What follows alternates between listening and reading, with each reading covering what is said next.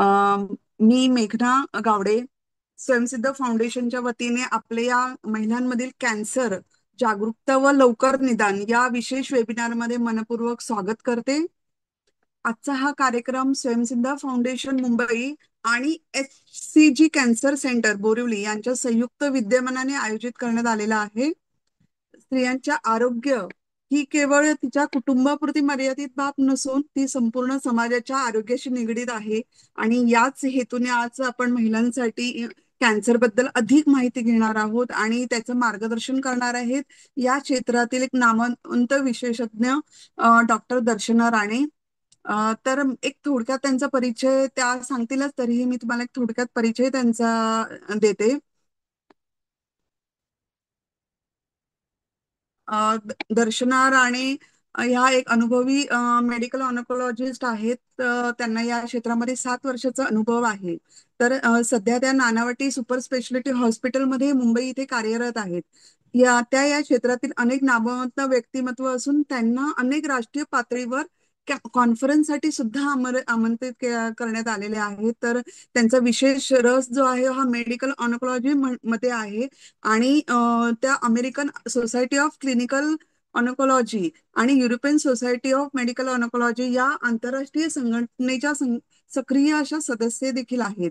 तर त्यांच्या कॅन्सरवरील उपचारातील त्यांचे कौशल्य, समर्पण आणि अद्ययावत वैद्यकीय दृष्टिकोन यामुळे रुग्णांना नक्कीच फार फायदा झाला असेल.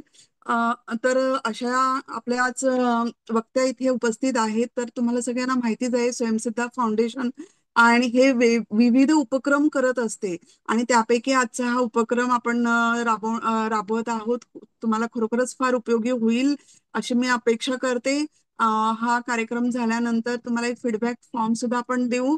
ते तुम्ही सांगू शकता की कसं आहे. तर आजच्या प्रमुख वक्त्या त्यांना मी विनंती करेन की त्यांनी आम्हाला मार्गदर्शन करावं. दर्शना मॅम. धन्यवाद. पहिलं तर माझं इंट्रोडक्शन तुम्ही केलं, खूप छान. पण सध्या मी नानावटी हॉस्पिटलमध्ये नाहीये, HCG हॉस्पिटलमध्ये आहे. अ, ते मला लेटेस्ट कदाचित मिळालं नसेल. अ, तर आज आपण ना महिलांमध्ये होणाऱ्या कॅन्सरच्या बद्दल बोलणार आहोत. माझे स्लाइड्स जे आहेत ते इंग्लिशमध्ये आहेत. मी काही काही इंग्लिशमध्ये आणि मराठीमध्ये असं तुम्हाला थोडंफार सांगेन. काय नाही समजल्यास मला विचारत जा.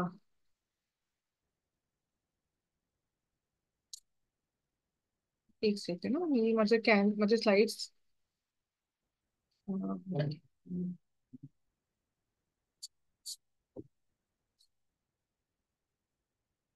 तुम्हाला माझे स्लाइड्स दिसत आहेत का? नाही मॅम, शेअर नाही झाले अजून. आता बघा. नाही. एक सेकंड.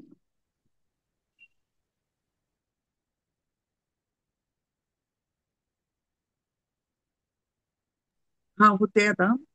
ओके. दिसते ना माझं? हो हो हो. हे दिसत आहे. ओके, बरोबर आहे मॅम. ओके. सो बरं. तर महिलांमध्ये होणारे प्रमुख कॅन्सर तुम्हाला माहितीच असतील. एक तर म्हणजे ब्रेस्ट कॅन्सर, म्हणजे स्तनाचा कॅन्सर. आणि दुसरा गर्भाशयाचा कॅन्सर. ते गर्भाशयाचे वरती असलेले कॅन्सर किंवा मग त्याच्या तोंडावरती असलेले जे आपण म्हणतो सर्वायकल कॅन्सर. आणि अंडाशयाचे कॅन्सर हे सर्वात कॉमन महिलांमध्ये होणारे कॅन्सर आहे. त्याच्या व्यतिरिक्त आतड्याचे कॅन्सर म्हणजे कोलॉन कॅन्सर. आणि बाकीचे पण म्हणजे तोंडाचे, लंग्सचे असे कॅन्सर पण कॉमन आहेत.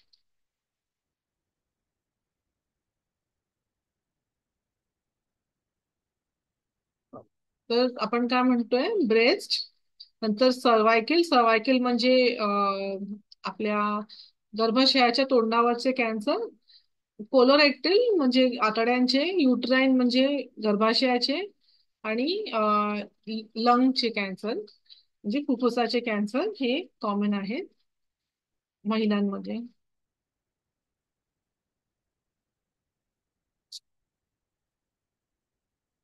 सध्या एशियामध्ये 45% ब्रेस्ट कॅन्सर हे दिसते आणि त्याच्यामध्ये 58% सर्वायकल कॅन्सरच्या केसेस आपण आढळतोय. म्हणजे एवढे हाय पर्सेंटेज म्हणजे अराउंड 50% कॅन्सर हा आपल्याकडे ब्रेस्ट आणि सर्वायकल फक्त एशियामध्ये आहे जगामध्ये. आता समजून घेऊया ह्याचे काही रिस्क फॅक्टर्स आहेत. एक तर वय जसं असं वाढतं तसं तसं कुठल्याही कॅन्सरचं रिस्क वाढत असतं. एस्पेशली हे आपण बघतो ब्रेस्ट आणि युटरस म्हणजे गर्भाशयाच्या कॅन्सरच्या मध्ये हे आपण जास्त बघतो. एज म्हणजे बियॉन्ड 40, 40व्या वर्षानंतर हे आपण कॅन्सर जास्त बघत असतो. त्याशिवाय काही अशा गोष्टी असतात जे आपल्या कंट्रोलमध्ये असतात, काही आपल्या कंट्रोलमध्ये नसतात, जे ह्याच्या कारणीभूत ठरू शकतात. जे कंट्रोलमध्ये आहेत ते म्हणजे आहे आपल्या ज्या सवयी, अल्कोहोल म्हणजे बाकी हे आणि धूम्रपान, हे ह्याचं व्यसन, जे आजकाल आपण महिलांमध्ये पण जास्त प्रमाणात बघत आहोत. त्यानंतर वजन वाढलेले असल्याचे म्हणजे लठ्ठपणा. नंतर मग आपण सपोज कुठल्या हॉर्मोनच्या टॅबलेट्स घेत आहोत फॉर म्हणजे आपले पिरियड्स पुढे करण्याकरता किंवा मग म्हणजे असं IPL वगैरे जे आपण वारंवार घेत असतो, ते हॉर्मोन्स जे आहेत ते आपल्या जे नॉर्मल हॉर्मोनल सायकलला इम्बॅलन्स क्रिएट करतात. दुसरी गोष्ट म्हणजे आपल्या लहानपणी होणाऱ्या कुठल्या रेडिएशनचे एक्सपोजर. काही गोष्टी आपण जे चेंज नाही करू शकत ते आहे वय. दुसरं म्हणजे आपले फॅमिलीमध्ये कोणाला जर कॅन्सर असेल तर काही आपल्याला पण कॅन्सर होण्याचे जीन्स आपण इनहेरिट करू शकतो. ह्याचं प्रमाण फारच कमी आहे, फक्त 10 ते 15%च आहे जे आपण जेनेटिक जीन्स आपण इनहेरिट करतो. पण जे आपण इनहेरिट करतो ते त्याचा अर्थ हा नाहीये की आपल्याला त्याचा कॅन्सर होणारच. तर जीन्स नुसतं घेणे हे म्हणजे कॅन्सर होईलच असं काही डेफिनेट नाही. तर बघून घेऊया आपण ब्रेस्ट कॅन्सरचे चिन्ह. एक म्हणजे आपल्याला एक सवय असली पाहिजे की आपले ब्रेस्ट कसे आहेत. म्हणजे प्रत्येक स्त्रीचे स्तन जे आहे ते वेगवेगळ्या शेपचे असते, वेगवेगळ्या साईजचे असते आणि तिला तिचं काय नॉर्मल आहे ते तिला समजून पहिला घ्यायचंय. त्यामुळे वयाच्या म्हणजे ऑलमोस्ट 26 वयाच्या नंतर आपण म्हणूया की स्त्रीने स्वतःचे नॉर्मल काय आहे ते पहिला बघितलं पाहिजे. मगच तिला समजेल की आपल्याला चेंज काय आढळतोय. तर चेंज म्हणजे ब्रेस्ट कॅन्सर मध्ये काय काय दिसते. एक तर ब्रेस्ट कुठलं तरी एक ब्रेस्ट एकेच ठिकाणी जास्त वाढू लागतं, लंप किंवा गाठ असं दिसून येते. नंतर त्याच्या स्किनचा कलर पण कधी कधी लालसर वगैरे होऊ शकतो. निपिल मधून डिस्चार्ज म्हणजे कधी रक्त कधी काय असं पस वगैरे येऊ शकतो. नंतर मग निपिल जी आहे ती आतमध्ये खेचली जाऊ शकते. ही गाठ जसं ब्रेस्ट वरती असते तसं ती खाकेमध्ये किंवा मग मानेच्या इथे पण आढळू शकते. ही गाठ जनरली पेनफुल नसते, म्हणजे ह्याला दुखत नाही, हे कडकवाली गाठ असते. आणि कधी कधी आपण निप्पलच्या आजूबाजूला असा अल्सर किंवा असा लालसरपणा पण आपण आढळू शकतो. हे चिन्ह सगळेच नसतात, ह्याच्यातले कुठला एक पण असू शकतो आणि तो वाढू शकतो. तर आपण बघून घेऊया हे कसं दिसतं. हे निपिल डिस्चार्ज, रक्त जे आहे जे डिस्चार्ज मध्ये येणे हे अबनॉर्मल असतं. बाकीचं जे दुधासारखे प्रकार येतात ते कधी कधी हॉर्मोनल इन्फ्लुएन्सेसमुळे येऊ शकतात. त्याच्यामध्ये काही घाबरण्याची कारण नसतं. लंप किंवा मग असं जाडसरपणा जो आपण ब्रेस्टमध्ये दिसतो. नंतर मग हाच लंप सपोज ब्रेस्टमध्ये नसून खाकेमध्ये किंवा गळ्यामध्ये जर आढळला तर. आणि नंतर आपण जसं म्हणतो ब्रेस्ट किंवा निपलचा एरिया आतमध्ये खेचला जातो, त्याला आपण डिम्पलिंग असं म्हणतो, किंवा पुल्ड निपल. आणि लालसरपणा स्किन वरती. आणि किंवा मग स्किन अशी अशी ऑरेंजच्या सारखी, ऑरेंजच्या चामडीसारखी आपल्याला दिसत असते, त्याला आपण पॉद ऑरेंज असं म्हणतो, ऑरेंज पील अपिअरन्स. आता आपण ह्याच्यासाठी इम्पॉर्टंट आहे की आपल्याला एक तर आपलं नॉर्मल माहिती असलं पाहिजे, पण आपल्याकडे स्क्रीनिंग म्हणजे जेव्हा कॅन्सर नाही आहे, जे हेल्दी व्यक्ती आहे त्यांना आपण जेव्हा टेस्टिंग करतो त्याला आपण स्क्रीनिंग म्हणतो. तर ब्रेस्ट कॅन्सर साठी स्क्रीनिंग जे आहे ते सध्या वयाच्या 40व्या वर्षानंतर आपण सांगतो करून घ्याल.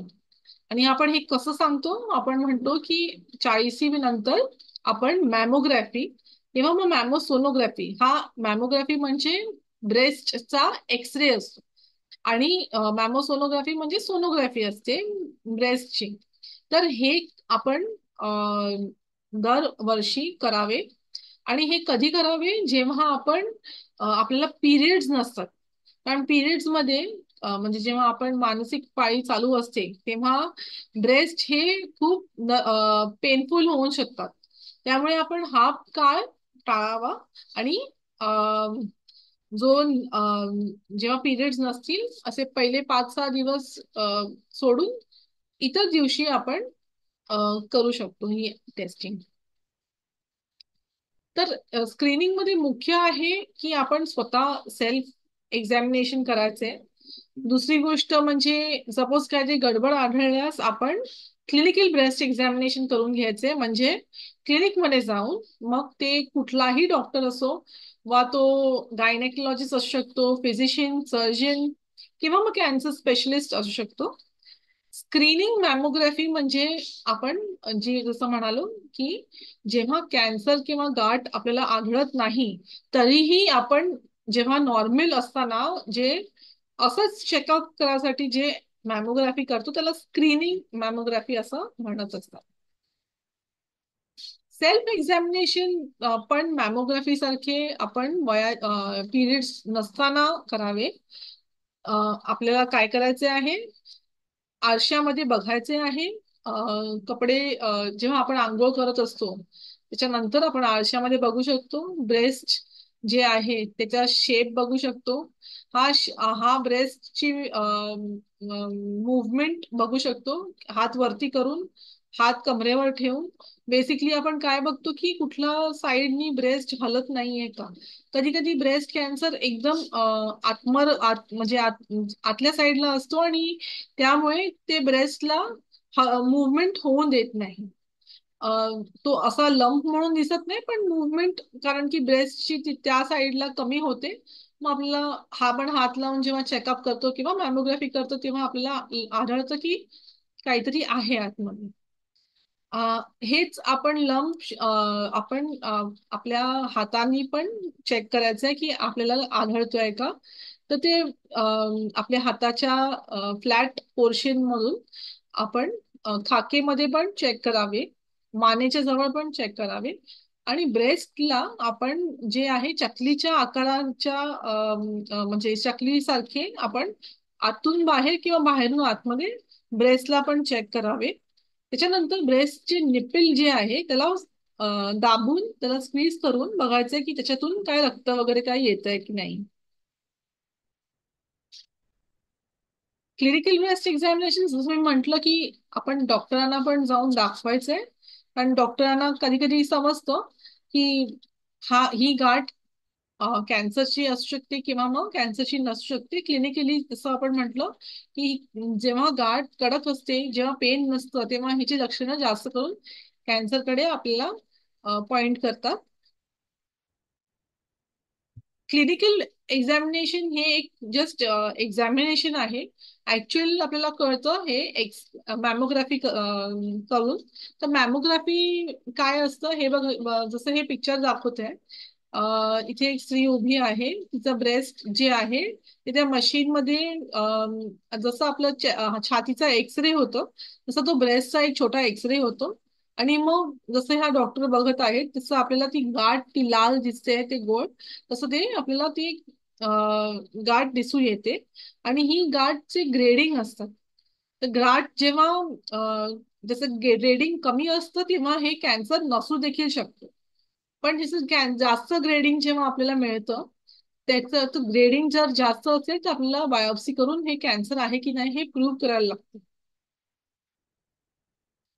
मग हे बायोप्सी आपण करत असतो. आजकाल आपण FNAC करत नाही, निडल घालून टेस्टिंग नाही करत. आपण एक ट्रूकट गन असते, ती थोडीशी मोठी निडल असते त्याची, ज्याच्याने तुकडा निघतो. आणि हे आपल्याला गरजेचं ह्यासाठी असतं की आपल्याला ब्रेस्ट कॅन्सर नुसतं आहे की नाही हे समजत नाही, पण आपल्याला हे पण समजतं की आपण कुठल्या प्रकारचे ट्रीटमेंट आपण त्यांना देऊ शकतो, कारण त्याच्यावरती आपण त्याचे हॉर्मोन चे किंवा टार्गेटचे रिसेप्टरचे स्टडी करतो. त्यामुळे आता निडल बायोप्सी कोणी करत नाही, आपण आता गन बायोप्सी हे प्रिफर करत असतो. ब्रेस्ट कॅन्सरची ट्रीटमेंट आजकाल खूप म्हणजे खूपच प्रोग्रेस झालेला आहे. पहिला कसे सर्जरी होती, रेडिएशन होतं, किमो होते, हॉर्मोन होते, पण आता टार्गेटेड थेरपी आणि इम्युनोथेरपी पण आले आहेत. हे नवीन थेरपी आहेत. सर्जरी आणि रेडिएशन हे जे आहे ते लोकल थेरपी आहे, म्हणजे त्याच ठिकाणी जिथे आजार आहेत त्याच्यावरती क्युअर होऊ शकतं. पण जे आपले हॉर्मोन किंवा किमो किंवा टार्गेटेड थेरपी आहे हे सिस्टेमिक थेरपी आहे. सिस्टेमिक म्हणजे आपल्या शरीरामध्ये डोक्यापासून तळव्यापर्यंत कुठेही कॅन्सरचे सेल्स असतील तरी हे थेरपी ह्याच्यावरती लागू होते. ही थेरपीचे आता वेगवेगळे प्रकार झालेले आहेत, नवीन नवीन प्रोटोकॉल्स आलेले आहेत. आणि प्रत्येक कॅन्सरचा जो बायोप्सी आहे त्याची चाचणी केली जाते. आणि प्रत्येक स्त्रीच्या टॉलरन्स प्रमाणे किमो आपल्याला दिला जातो. त्यामुळे आता कॅन्सरची ट्रीटमेंट खूप जास्त टेलर मेड आहे, प्रत्येक स्त्रीसाठी वेगवेगळी असणार आहे. त्यामुळे ह्या पेशंटला सपोज त्यांच्या कॅन्सरची जर्नी असे असेल तर दुसरीला पण सेम असू शकते असं काही गॅरंटी नाहीये, कारण कॅन्सर ब्रेस्टचा देखील वेगवेगळ्या प्रकाराचा असतो. मग पुढे जाऊया आपण सर्व्हायकल कॅन्सरकडे. सर्व्हायकल कॅन्सर पण जसं मी म्हणाले, ब्रेस्ट आणि सर्व्हायकल हे सर्वात दोन कॉमन असणारे कॅन्सर आहेत. सर्विक्स काय असते? हे बघा, हे एक चित्र आहे गर्भाशयाचं. दोन्ही साईडला ओव्हरी जिथे लिहिलेलं आहे ते अंडाशय आहे. पण युटरस म्हणजे गर्भाशयाच्या तोंडाच्या म्हणजे खालच्या साईडला जे पोर्शन दिसतो त्याला आपण सर्विक्स म्हणतो. सर्वायकल कॅन्सर जो आहे, जो हा थोडा जो येलो दिसतो आहे त्याच्यासारखा तो ग्रोथ त्याची होत असते. तर ह्याची कारणं काय आहे? सर्वायकल कॅन्सर मेनली जे आहे ना ते एक व्हायरसच्या मुळे निर्माण होतो. आणि ह्या व्हायरसचं नाव आहे ह्युमन पॅपिलोमा व्हायरस, HPV. आता हा HPV जो व्हायरस आहे तो कसा आपल्याला त्याचा आपण कसं इन्फेक्शन होऊ शकतं? एक तर आपल्याला मल्टिपल पार्टनर्स असतील किंवा मग आपल्या पार्टनरला सपोज HPVचं इन्फेक्शन असेल तर आपल्याला होऊ शकतं. त्याशिवाय पुअर जेनायटल हायजीन म्हणजे आपण जेव्हा पब्लिक वॉशरूम्स यूज करतो तेव्हा इतरांचं पण आपल्याला हे होऊ शकतं. तर HPV व्यतिरिक्त अजून पण कॉजेस आहेत, जसं की स्मोकिंग. दुसरी गोष्ट मल्टिपल प्रेग्नेन्सीज आता तर होत नाहीयेत, पण पूर्वीच्या जमान्यामध्ये परत परत ते प्रेग्नेन्सी झाल्यामुळे ते त्या जागेला इजा होऊन होऊन तिथे कॅन्सरची निर्माण चे लक्षण दिसतं आपल्याला. दुसरं म्हणजे हॉर्मोनल थेरपी जे उगाच आपण घेतो, जे आपण टाळू शकतो, पण तरीही पण आपण जेव्हा IPL किंवा असले हॉर्मोन्स घेत असतो ते हॉर्मोन्स आपल्या हॉर्मोनल बॅलन्सला थोडंसं डगमगावतात आणि मग कॅन्सर होऊ शकतो. इम्युन सिस्टीम वीक असेल, म्हणजे आपली इम्युनिटी म्हणजे प्रतिकारशक्ती जर कमजोर असेल, तरीही आपल्याला हे इन्फेक्शन हे वाढू शकतं. नॉर्मली एचपीव्ही हे इन्फेक्शन, जर इम्युनिटी चांगली असेल तर ते इन्फेक्शन ते आपोआप पण जाऊ शकतं. पण काही काही लोकांना जेव्हा इम्युनिटी लो असेल आणि मल्टिपल पार्टनर्स कंटिन्यू असतील, तर मग हे एचपीव्हीचं जे आहे ते इन्फेक्शन बसून जातं आणि मग त्या इन्फेक्शननी त्या सर्व्हिक्सला सूज येऊ लागते आणि मग ती सूज कॅन्सरमध्ये त्याचं परिवर्तन होतं. तर जसं आपण म्हटलं की ते एक एचपीव्ही आहे इन्फेक्शन. मग बाकीचं इम्युन सिस्टीम कुठली कमजोर असेल, हर्पीज इन्फेक्शन मध्ये पण आपल्याला असं जाणवतं की इम्युन सिस्टीम आपली लो होऊन जाते. तसंही आपले लो सोशो इकॉनॉमिक स्टेटस मध्ये असल्याचे रिझन पण तेच आहे की इम्युन सिस्टीम कधी कधी जेव्हा खाणं पिणं व्यवस्थित नसेल तर ती वीक झाली तर हे इन्फेक्शन लगेच होऊ शकतं. हा एचपीव्हीचा व्हायरस जो आहे, जसं आपल्याला माहितीये एच आय व्ही सारखा आपल्याला तो ट्रान्समिट होतो. सो हा जो व्हायरस जो आहे याचे ऑलमोस्ट 100 प्रकार आहेत. पण कॅन्सर जे कॉज करतात त्याचे प्रमुख 15-16 व्हायरसेस आहेत, ज्याच्यावरती आपण व्हॅक्सिन तयार झालेली आहे. सर्वायकल कॅन्सरचे चिन्ह काय आहेत? हा कारण की कॅन्सर जास्त करून हे मेनोपॉज म्हणजे पिरियड संपल्यानंतर जे स्त्रियांना होतो, त्यामुळे ह्या स्त्रियांना सपोज ब्लिडिंग झालं तर मग आपल्याला समजून घ्यायचंय की काहीतरी अबनॉर्मल आहे. आणि 90% ऑफ द टाइम्स कॅन्सरचं आपल्याला रिझन दिसून येतं. त्यामुळे पोस्ट मेनोपॉझल ब्लिडिंग हे लाईटली घ्यायचंच नाहीये. लगेच गायनेकोलॉजिस्टला दाखवून दाखवून आपल्याला टेस्टिंग करायची आहे. हे ब्लिडिंग कधी कधी आपण प्री मेनोपॉझली पण बघतो. अ, कधी बघतो जेव्हा आपण सेक्शुअल इंटरकोर्स असतो किंवा मग बाकीचं जेव्हा सेक्स करताना पेन जेव्हा होत असतं, तेव्हा मग तिकडून डिस्चार्ज म्हणजे पस किंवा मग असं जो स्मेल होणारा असं आपल्याला फ्लुइड जे निघत असतं खालतून, किंवा मग प्रोग्रेस जेव्हा होतो हा कॅन्सर, तेव्हा आजूबाजूच्या ऑर्गन्सना जेव्हा अफेक्ट होतो, तेव्हा पाठदुखी किंवा पायदुखी, वजन कमी, भूक कमी, पायाला सूज, हे असे चिन्ह पण दिसून येतात. हे आपण कसं चेकअप करू शकतो? कॉल्पोस्कोपी म्हणजे एक स्कोप घालून, जसं आपलं लॅप्रोस्कोपी असतं तसं हे कॉल्पोस्कोपी असतं, जिथे आपण बघतो, डायरेक्ट व्हिज्युअलायझेशन असतं की सर्व्हिक्स कसं आहे. त्यानंतर क्युरेटाज म्हणजे त्यातून डीप हे ऑपरेशन थिएटर मध्ये करून हे असं थोडं थोडं त्याचे तुकडे घेऊन आपण बघू शकतो की आजार काय आहे. पॅप्समियर ही जी आहे ही गायनेकोलॉजिस्ट जनरली किंवा मग कुठल्याही हॉस्पिटलमध्ये एक इझिली होणारी ओपीडी बेसिस वरती होणारी टेस्ट आहे. MRI स्कॅन, MRI किंवा आजकाल पेट स्कॅन पण करत असतात प्रूफ झाल्यानंतर. तर सर्वायकल कॅन्सर कसा दिसतो हे सर्व्हिक्सचं पिक्चर आहे. जसं स्कोप आपण घालतो तेव्हा नॉर्मल जे आहे ते असं पहिलं पिक्चर जे आहे ते नॉर्मल आहे. आणि मग त्या स्कोप मध्ये पण आपल्याला दिसू शकतं की आपला हा कॅन्सरचा स्टेज कुठला आहे, हा सुरुवातीचा आहे का ऍडव्हान्स्ड आहे. स्टेज 4 कॅन्सर म्हणजे इतर बॉडी पार्ट्स मध्ये पसरलेला, तो आपण मात्र आपल्याला पेट स्कॅन करूनच कळू शकतो. तर हे बघा, हे आहे टेस्ट पॅप्समियरची. पॅप्समियर मध्ये काय होतं, आपल्याला कानामध्ये कान जसा साफ करतात इयरबड्स मध्ये, तसा एक लांबळा ब्रश असतो ज्यांनी आपल्याला ते सर्विक्सच्या जागेचे जे सेल्स आहेत ते हलगतच ते रोल करून तो ब्रश त्या सेल्सना आपण त्या ब्रशवरती घेऊन मग तो ब्रश ग्लास स्लाइड वरती पसरून त्याच्यातले जे सेल्स आहेत ते स्टडी केले जातात आणि त्याच्यातून आपल्याला कळतं की हा कॅन्सर आहे की नाही. सर्वायकल कॅन्सरची ट्रीटमेंट देखील वेगवेगळी आपल्याला आहे आजकाल. अर्ली स्टेजेसमध्ये म्हणजे सुरुवातीच्या टप्प्यांवरती कॅन्सर हा सर्जरीने किंवा रेडिएशननी क्युअर होतो.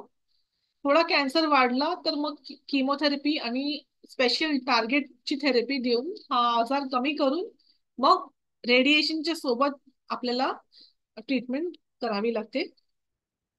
तर इम्पॉर्टंट आहे की ब्रेस्ट आणि सर्वायकल कॅन्सर हे जे आहेत ना, हे आपण प्रिव्हेंट करू शकतो. आणि हे सर्वायकल कॅन्सर कसे प्रिव्हेंट करू शकतो? एक तर आपल्याला माहितीये की वॅक्सिन आलेलं आहे, वॅक्सिन देऊ शकतो.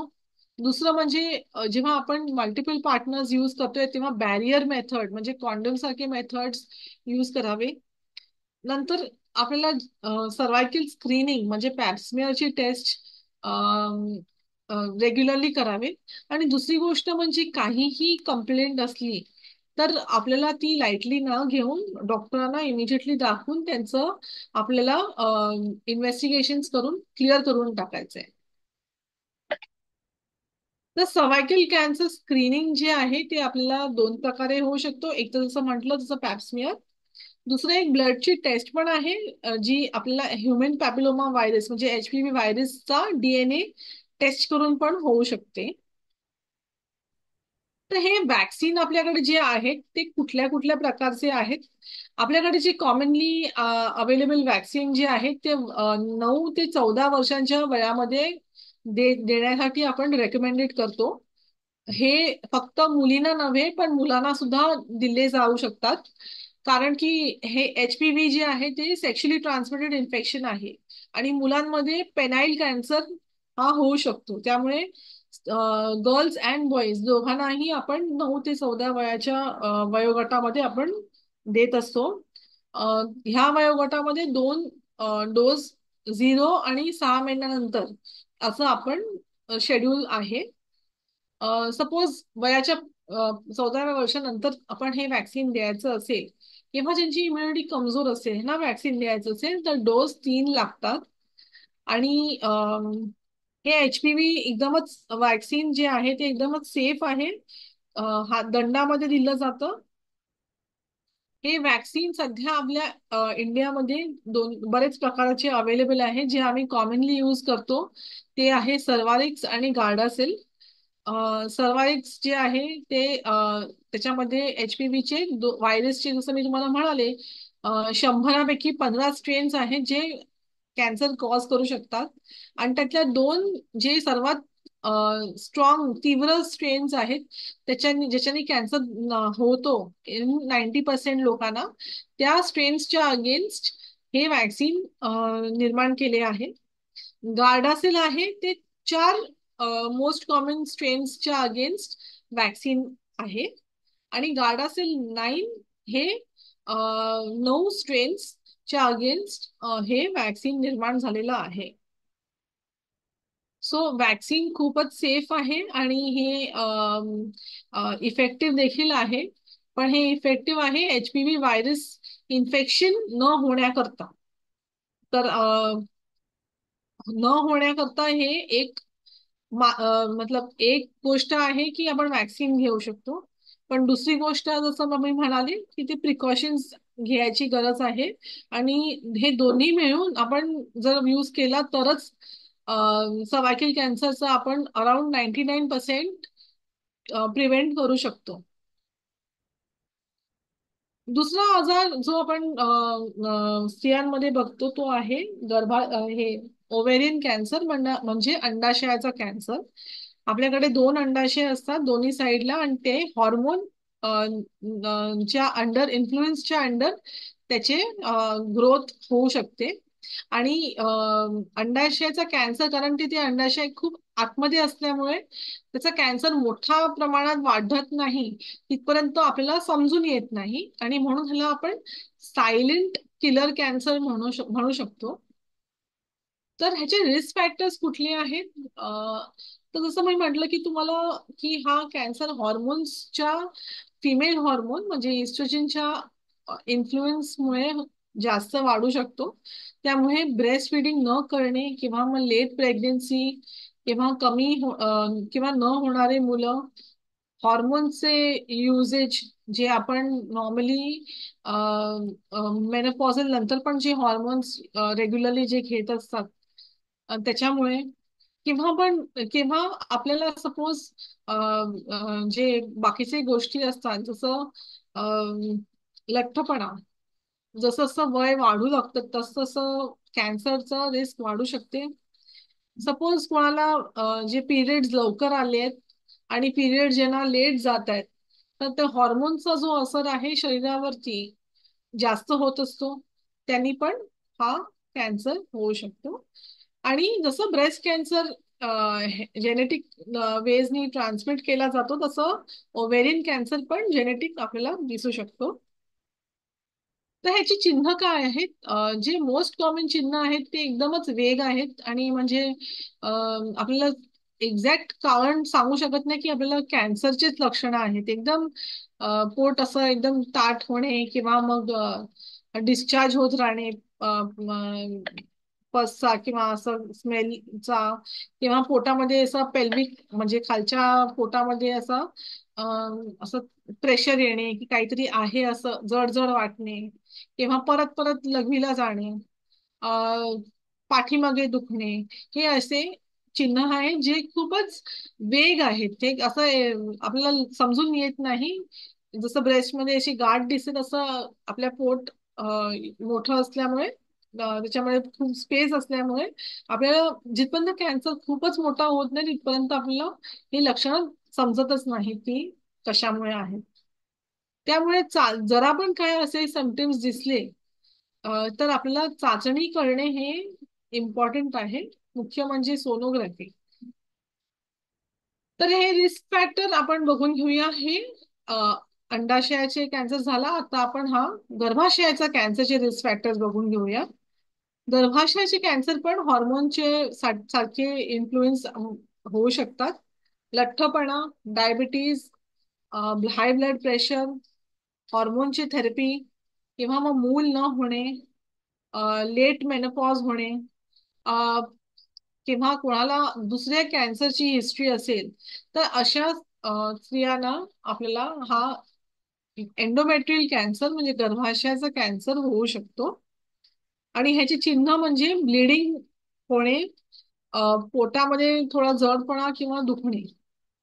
तर हे जे लक्षण जे आहेत ते, कारण की ओव्हेरिन आणि एंडोमेट्रियल खूपच अ, सर्वसाधारण म्हणजे आपल्या गॅस होणे किंवा मग कॉन्स्टिपेशन होणे अशासारखे सिम्पटम्स असल्यामुळे लोक ना म्हणजे असं पटकन ह्याचा अंदाज लागत नाही. आणि जेव्हा आपल्याकडे कॅन्सरचं डायग्नोसिस होतो तेव्हा कॅन्सर पुढच्या टप्प्यावरती आपल्याला दिसत असतो. त्यामुळे माझी रिक्वेस्ट आहे की तुम्हाला जराही काही अबनॉर्मल वाटलं की काही वेगळं आपल्या बॉडीमध्ये असं काही लक्षणं दिसली, तर तुम्ही असं सहन करू नका. आणि कुठली असं आत्ता परीक्षा संपेल मुलांची किंवा आत्ता सुट्टी चालू होईल हे कॅलेंडर आपण न बघता जेव्हा त्रास होईल तेव्हा लगेचच याचं इन्व्हेस्टिगेशन करून घ्या. आणि लगेचच जेव्हा आपल्याला कॅन्सर माहिती पडतो तेव्हा आपण त्याचं क्युअर म्हणजे पूर्णपणे हा कॅन्सर नष्ट होऊ शकतो. हे एक महत्वाची गोष्ट आपल्याला समजून घ्यायची आहे. थँक्यू. तुम्हाला काही प्रश्न असतील तर ते मी त्याचं आन्सर करू शकते. चॅट बॉक्स मध्ये. मी घेते मॅम. कोणाला काही प्रश्न असतील तर ते विचारू शकता दर्शना मॅम ना.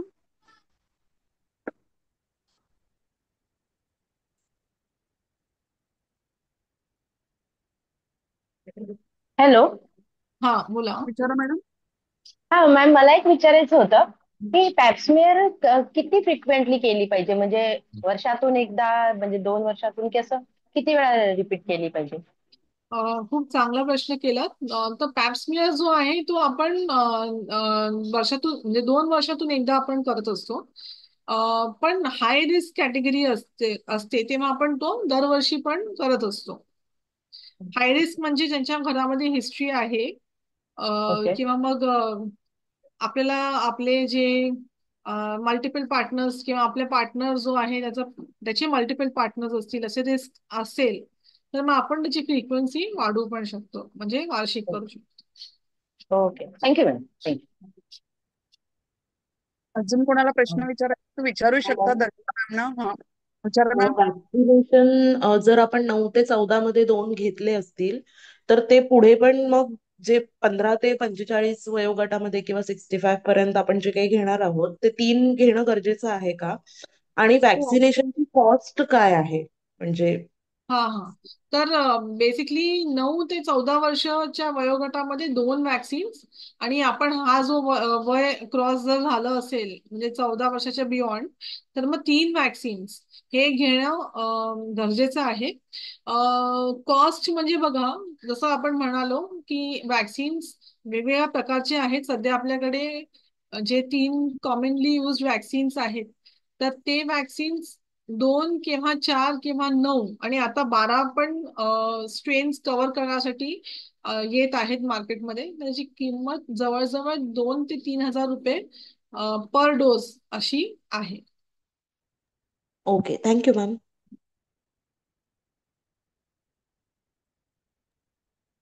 पुढचा प्रश्न कोण विचारते? विचारा. सुजाता मॅम, विचारा. हा, त्यांनी टाईप केलंय, इम्युनिटी सिस्टम चांगली राहण्यासाठी काय करावे. तर इम्युन सिस्टीम जी आहे ती आपली नीट ठेवण्यासाठी फर्स्ट म्हणजे आपल्या बॉडीला आपण समजून घेणे, योग्य डाएट घेणे, एक्सरसाइज करणे. काम करणे हा एक्सरसाइज नाहीये. एक्सरसाइज म्हणजे जो आपण रेग्युलरली आपल्या बॉडीच्या प्रत्येक स्नायूंना, जॉईंटना जे चालवतो, आणि त्याला आपण जे स्ट्रॉंग बनवण्यासाठी फोकस करून करतो, तो एक एक्सरसाइज असतो.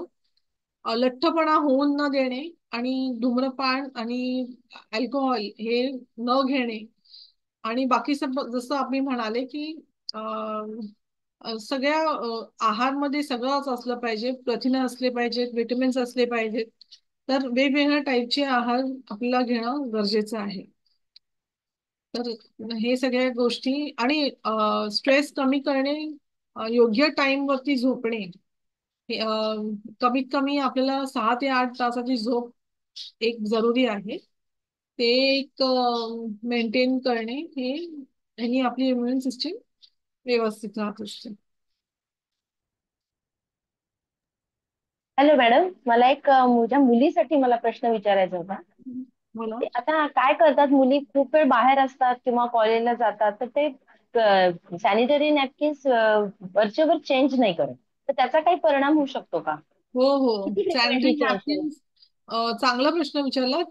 सॅनिटरी नॅपकिन्स जे आहेत ते वेगवेगळ्या प्रकारचे असतात.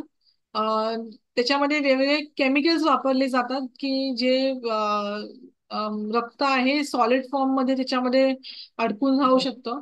खूप बरोबर. काळ म्हणजे आता जवळजवळ 4 तासानंतर आपल्याला ते चेंज करावं लागतं, कारण की जसं टाइम वाढतो तसं हे जे ब्लड जे आहे त्याच्यामध्ये हम्म. बॅक्टेरिया ची ग्रोथ ही निर्माण होऊ शकते, आणि त्यांनी इन्फेक्शन होऊ शकतात. तर त्याच्यासाठी आपल्याला ते टाइम टू टाइम चेंज करणं गरजेचं आहे. जरी जास्त ब्लिडिंग नसेल तरीही चेंज करणं गरजेचं आहे. Okay okay, thank you. खूप छान प्रश्न विचारतात. अजूनही कोणाला प्रश्न असतील नक्कीच विचारा.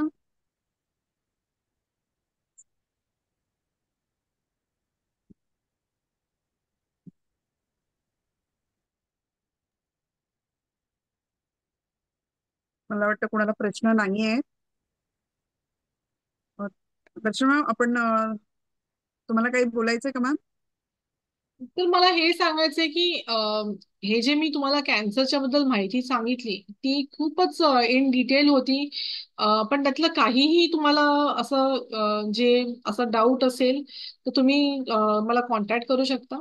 आणि मुख्य म्हणजे हे जे तुम्हाला आता नॉलेज माहिती पडलं ते तुमच्या फ्रेंड्सना किंवा फॅमिली मेंबर्सना हे नॉलेज द्यायचं की त्यांचं आपल्याकडे सध्या 2 कॅन्सर्स आहेत स्त्रियांमध्ये, ब्रेस्ट आणि सर्विक्स, जे आपण प्रिव्हेंट करू शकतो.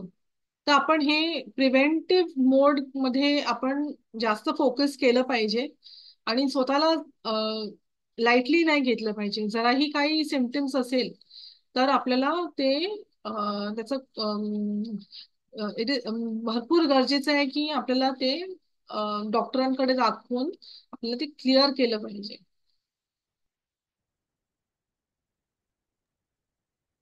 हो, नक्कीच मॅम. तर अशा प्रकारे आजचं सेशन जे आहे दर्शना मॅमने इथे घेतलेलं आहे. आजच्या महिलांमधील कॅन्सर जागरूकता आणि लवकर निदान या वेबिनारमध्ये उपस्थित राहिल्याबद्दल आपल्या सगळ्यांचं खूप खूप आभार मानते मी. डॉक्टर दर्शना राणे मॅडम अतिशय अभ्यासपूर्ण, सोप्या भाषेत आणि प्रभावी पद्धतीने महिलांमध्ये आढळणाऱ्या कॅन्सरचे प्रकार, त्यांची सुरुवातीची लक्षणं, तपासणी, उपचार याबद्दल अत्यंत उपयुक्त अशी माहिती त्यांनी आपल्यापर्यंत पोहोचवली आहे. तर त्यांच्या मार्गदर्शनातून आपण सर्वांनी निश्चित खूप काही शिकलो आहोत इथे. बरेच आपल्या गोष्टी माहिती नसतात, ऐकून आपण वरवरच्या माहिती काही इन्फॉर्मेशन असतात. आज आपल्याला डॉक्टरांकडनं या अनुभवातून त्यांच्या मिळालेली माहिती आहे. या वेबिनारचा उद्देश आणि जागरूकता निर्माण करणं, कारण कॅन्सर सारखा आजार हा लवकर ओळखला गेला तर तो नक्कीच बरा होऊ शकतो. आपल्या घरात, आपल्या मैत्रिणींमध्ये, आपल्या समाजात ही माहिती सुद्धा पोहोचवणं फार गरजेचे आहे आणि ही खरंच आपली जबाबदारी आहे असं मी मानते. HCG कॅन्सर सेंटर बोरिवली त्यांनी हे उपक्रम हातात घेतलं, याबद्दल त्यांचं खूप आभार आभार मानते आणि स्वयंसिद्धा फाउंडेशनला त्यांनी यासाठी निवडलं. आम्ही नक्कीच याचं पुढे अजून जागरूकता करण्यासाठी तुम्हाला जे आहे ते नक्कीच मदत करू.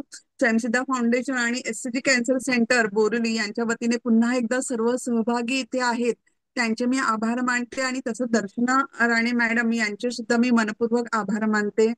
आपल्याला नक्कीच इथे विनंती आहे की फीडबॅक फॉर्म आपल्याला आपण देण्यात येईल, तर त्याच्यावरती प्रतिक्रिया नक्की द्याव्या. आणि शेवटी हीच आशा आहे की स्वतःच्या आरोग्याकडे तुम्ही खूप सजग राहाल आणि इतरांनाही सजग कराल अशी मी आशा धरते. जसं म्हणतात ना, सजग स्त्री म्हणजे सक्षम कुटुंब आणि सशक्त समाज. तर त्यावरती आपण नक्कीच भर देऊया. तर आजचं सेशन जे आहे आपण इथेच थांबवूया आणि असेच जर काही HCG सेंटर ची टीम आणि मॅडम काही तुम्हाला वाटलं की संस्थेकडनं अजूनही काही उपक्रम आपण करता येऊ शकता तर आम्हाला नक्की सांगा. आपण यापुढेही नक्की असेच छान कार्यक्रम नक्की करू. धन्यवाद सगळ्यांचे. दर्शना मॅम तुमचं सुद्धा धन्यवाद आणि इथे सहभागी झालेले आहे त्यांचे सुद्धा खूप खूप आभार. थँक्यू. थँक्यू. थँक्यू.